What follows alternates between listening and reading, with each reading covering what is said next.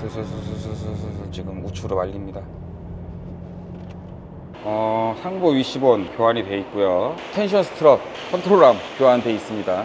할 건 다 했다고 봐야 되는데 얼라이먼트를 뭐 한 달 사이에 대여섯 번씩 보셨나 봐요. 안녕하세요, 더 메카닉입니다. 오늘 차량은 BMW 7 시리즈 F바디, 롱바디였나 숏바디였나, F01 또는 02였을 거예요. 지금 롱바디 숏바디를 못 봤는데 숏바디 F01이네요. 차량이 입고되었어요. 내용이 이렇게 힘든 작업들만 입고가 될 줄 모르겠는데, 차량 쏠림으로 굉장히 고생을 하신 고객님께서 이것저것 다 해보시다가 이제 마지막으로 메카닉을 방문해 주셨는데, 차량의 텐션 스트럿, 컨트롤암, 상부 위시본, 쇼바의 스프링 다 교환을 했으나 동일하게 쏠리고요. 휠 얼라이먼트를 뭐 한 달 사이에 대여섯 번씩 보셨나 봐요. 계속 정상이고. 그래서 지금 이게 저희도 그전에 고객님이랑 같이 동승해서 시운전을 해봤는데 진짜 많이 쏠려요. 심하게 쏠리는데, 이게 고객분들이 운전하시는 분들이 좀 헷갈려 하시는 게, 핸들이 틀어짐과 차량이 쏠리는 거랑은 다릅니다. 그래서 핸들이 틀어져 있다는 거는 핸들을 놓고 갔을 때 똑바로는 가는데 핸들이 이렇게 틀어져 있는 경우가 있어요. 그건 휠 얼라이먼트만 조정을 하면 되는데, 핸들을 똑바로 잡고 있으면 똑바로 가는데 핸들을 놓게 되면 왼쪽 또는 오른쪽으로 이렇게 돌면서 차가 쫙 한쪽으로 가는 거죠. 또는 핸들은 가만히 있지만 차가 한쪽으로 쫙 흐르는 경우, 우측이나 좌측으로. 그래서 뭐 간단하게 말하면 1km를 갔을 때 한 옆으로 5m 정도가 옆으로 밀리면, 그 사이드 슬립이라고 하죠. 그거를 옆으로 이렇게 흐름 양이 사이드 슬립 법적 규정이 있기는 해요. 근데 이 차는 그때 시운전을 해봤는데 대략 한 40m만 핸들을 놓고 가면 바로 옆차선으로 가버립니다. 쉽지가 않은 상황이죠. 이미 타 업체에서 교환할 거 다 교환하시고 심지어 타이어까지도 교환하신 상황이에요. 그래도 이 증상은 잡히지가 않는다. 그럼 어떻게 되냐면, 이제 고속도로 같은데 쭉 똑바로 달려가야 되는 상황에서 계속 아래로 이렇게 핸들을 아래로 당기고 있어야 돼요. 이렇게 당기고 있어야 똑바로 가는 상황인 거죠. 그래서 계속 이렇게 힘을 주고 있어야 똑바로 가는 상황이니까 운전의 피로도는 당연히 높아지죠. 차선을 그냥 넘어가 버립니다.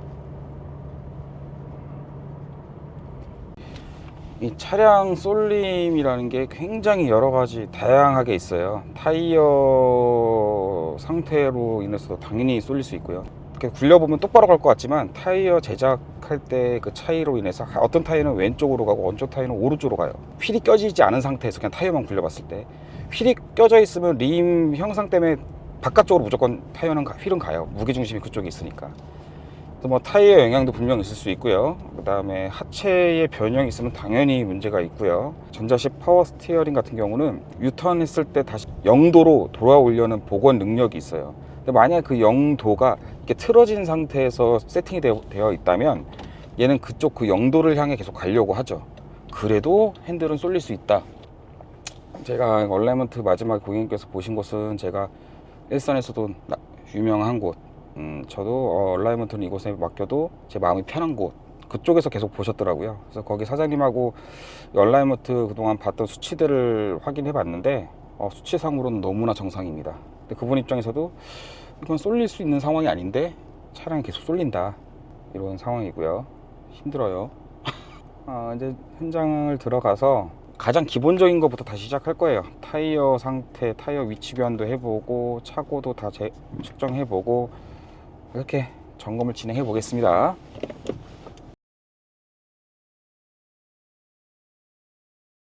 차를 하체 서스펜션 쪽을 전부 다 점검을 할 건데, 그 전에 먼저 해볼 게 차고를 한번 다 측정을 해볼 거예요. 차 높이를. 그래서 뭐 브랜드마다 측정하는 방법이 조금씩은 다르지만 BMW 같은 경우는 휠의 아래 림에서 핸더 가운데까지 요 높이를 측정을 해야 돼요. 그래서 측정해 보겠습니다. 650,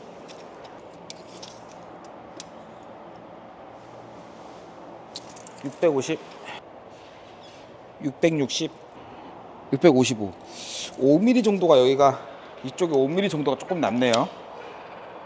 근데 이제 정비 매뉴얼 상으로는 좌우 편차가 최대 11mm까지입니다. 11mm. 5mm 때문에 이렇게 흐르고 있는 거냐?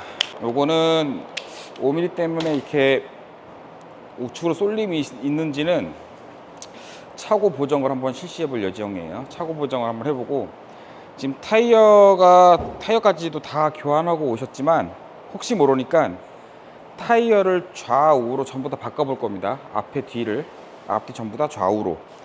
타이어가 이제 로테이션이 있는 타이어가 아니기 때문에 좌우로 바꾸는 건 전혀 상관이 없어요.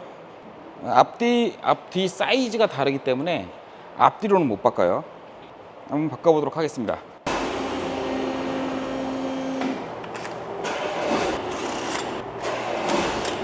(245) (45R19) (98W) 여기서 이제 잘 봐야 되는 건 사이즈는 당연히 똑같아야 되는데 하중 지수가 98. 간혹가다 이 같은 모델의 같은 사이즈지만 하중 지수가 다른 타이어가 있어요. 예를 들어 한쪽은 98이고 한쪽은 101이다. 101 같은 경우가 더 많은 하중 지수를 받아줄 수 있습니다. 그 얘기는 타이어가 좀 더 단단하다는 얘기죠. 그래도 무조건 차량이 쏠림이 생길 수 있어요. 반대편 타이어도 똑같이 98W, 사이즈는 동일합니다. 정확하게.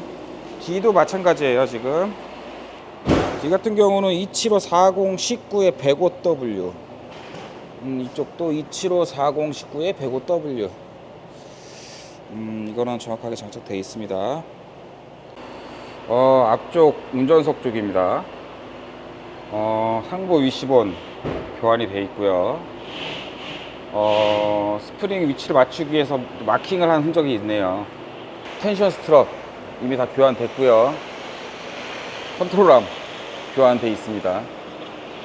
뭐 할 건 다 했다고 봐야 되는데, 반대편도 마찬가지예요. 지금 반대편도 다 교환이 되어 있습니다. 상부 위시본, 텐션 스트럿, 컨트롤암, 얼라이먼트에 영향이 있을 만한 거는 다 돼 있어요.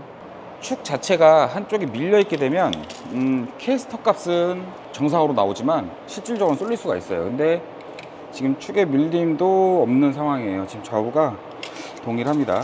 예를 들어서 캐스터라는 건 뭐냐면 차가 직진성을 갖게 해주는 각도인데, 예를 들면 자전거 같은 경우도 캐스터라는 각도가 있기 때문에 우리가 두 손을 놓고 탈 수가 있는 거예요. 속도만 있으면 자전거가 똑바로 가죠. 오토바이도 마찬가지고, 그 캐스터의 각이 없으면 직진성이 굉장히 떨어져요. 그래서 이 캐스터라는 것 자체가 굉장히 중요합니다. 근데 뭐 얼라이먼트 수치상으로도 아주 정상이었고, 지금 실적으로 이렇게 체크를 해봐도 축이 변형됐거나 그렇다고 보이진 않아요. 일단은 타이어를 좌우로 다 위치를 교환하고 다시 한번 시험 좀 나가 보겠습니다. 타이어 위치 교환은 끝났고요. 이제 타이어 위치 교환하면 이제 바로 주행을 하면 되냐? 가장 기본적인 거죠. 타이어 공기압 센서 초기화를 다시 해야 됩니다. 위치가 바뀌었기 때문에 오류가 생겨요. 실행, 초기화 실행, 이렇게 하고 시운전을 해야 돼요. 한번 타이어 위치 교환했으니까 한번 시운전을 해서 쏠림 증상이 어떤지 한번 보겠습니다. 바로 말려버리네. 똑같네.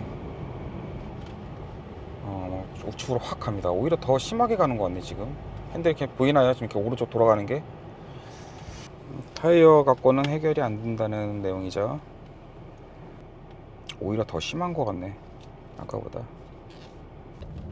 아까 전에 제가 이 차의 차량을 롱바디, 숏바디를 그냥 여기 천장만 보고 바로 구분했는데,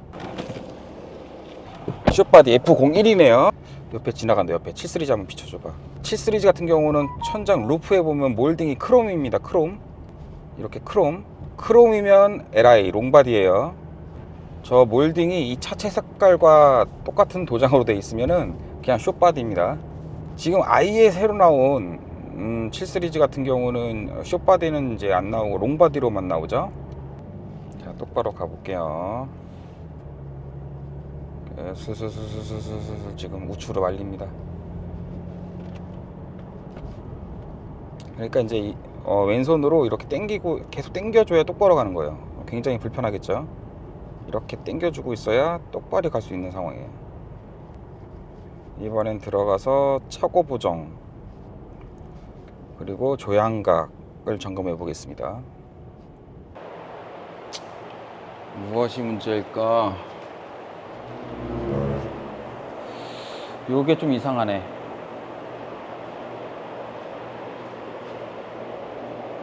지금 부싱이 너무 한쪽으로 힘 받고 있어요. 지금 이쪽에서 이렇게 보면은 볼트가 약간 이렇게 보고 있어야 되는데 지금 이렇게 보고 있어요. 볼트가 대각선으로 힘을 많이 받고 있는 상황이죠. 그러면 쇼급셔버가 로어암을 불필요하게 한쪽으로 밀고 있을 수 있다는 거죠. 요의 부싱의 긴장부터 한번 풀어줘야 될 것 같아요. 이쪽이 좀 심하고 이쪽은 우측만큼은 아닌데 얘도 마찬가지로 지금 많이 비틀려 있는 상황이고요. 그래서 안쪽 지금 부싱을 보면은 부싱이 한쪽으로 이렇게 많이 쏠려 있어요. 힘 받아서. 이쪽은 거의 한쪽으로 붙어 있죠. 지금 부싱이 이쪽 부분이, 제가 말씀드린 이 부분이 예전에 BMW가 보증기간에 있을 때, F바디가 보증기간에 있을 때 한참 이슈가 있던 내용이에요. 이 전 업체에서 이 내용을 알고서는 이렇게 비튼 건지 설치하다 보니 그냥 비틀어져 있는지는 모르겠어요. 근데 일단 너무 힘을 과도하게 불필요하게 받고 있기 때문에 얘네 긴장부터 풀어주고 다시 한번 시운전을 해보도록 하겠습니다.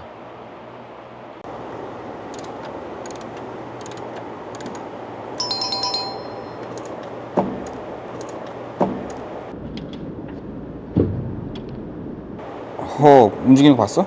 예, 소리부터 같은. 그지? 지금 엄청 힘 받고 있었던 거야.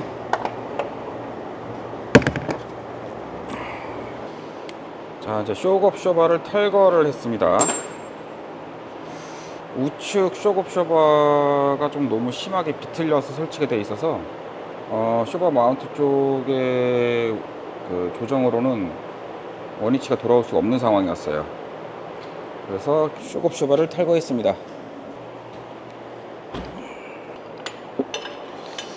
이게 이제 쇼급쇼버입니다. 일반 쇼급쇼버랑 다르게 전자식 쇼급쇼버예요. 상황에 따라 좀 솔레노이드가 작동하면서 좀 부드러워지기도 하고 딱딱하게 또 해주는 댐핑력의 변화가 되는 쇼급쇼버죠.